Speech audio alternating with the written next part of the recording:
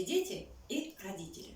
Несмотря на то, что мы находимся в режиме самоизоляции, вы не должны забывать, чему вы научились в этом году. И сегодня мы вспомним о звуковой культуре речи. Вы, конечно, помните, что звуки бывают речевыми и неречевыми. Речевые звуки – это те звуки, которые мы с вами произносим. А неречевые – это все остальные звуки, которые мы с вами слышим. Это могут быть звуки природы, города, голоса животных и птиц. Речевые звуки делятся на две группы. Это гласные звуки и согласные звуки. Гласные звуки – певучие звуки. И когда мы их произносим, то ротик наш открыт, и воздушная струя не встречает никаких препятствий. Давайте вспомним нашу помогалочку, воображаемую ниточку. Если мы хотим определить, какой же это звук, мы попробуем пропеть его и потянуть нашу ниточку.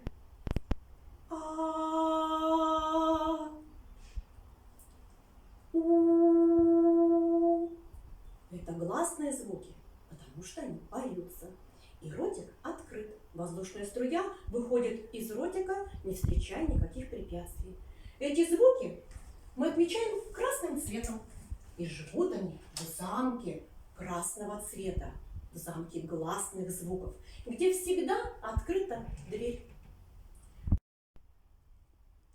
Вторая группа – это согласные звуки. Когда мы их произносим, воздушная струя встречает препятствия. Эти звуки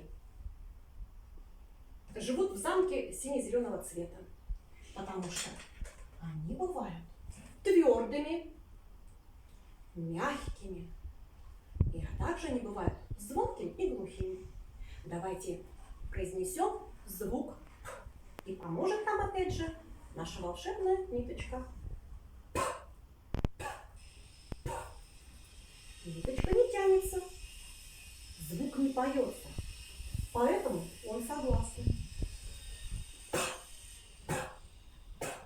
Он твердый. А теперь положим ручку на горлышко и определим, звонкий он или глухой. Если горлышко будет вибрировать, значит звук звонкий. Если нет, то звук глухой. Горлышко не работает, значит звук глухой.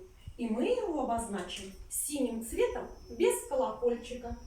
Это звук согласный, твердый и глухой. А теперь произнесем звук «п». Младший братец звука «п». Он тоже согласный, но только мягкий.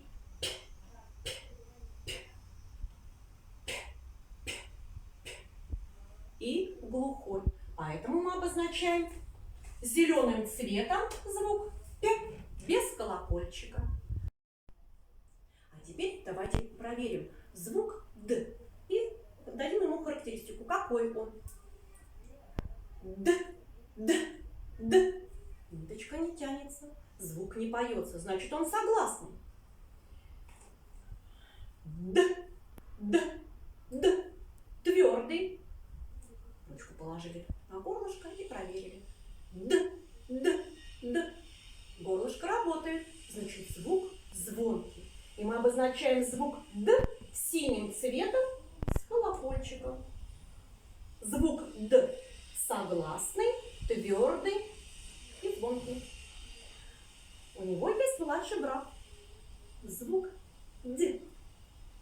«Д», «д», «д». Ниточка рвется, звук не поется. Он тоже согласный. «Д», «д», «д». Мягкий. «Д», «д», «д». Звонкий. Обозначаем звук «д» зеленым цветом с колокольчиком. Звук «д» согласный, мягкий и звонкий. Сегодня мы с вами вспомнили, какие бывают звуки, и дали им характеристику. А на следующем видеоуроке мы с вами поиграем. До новых встреч!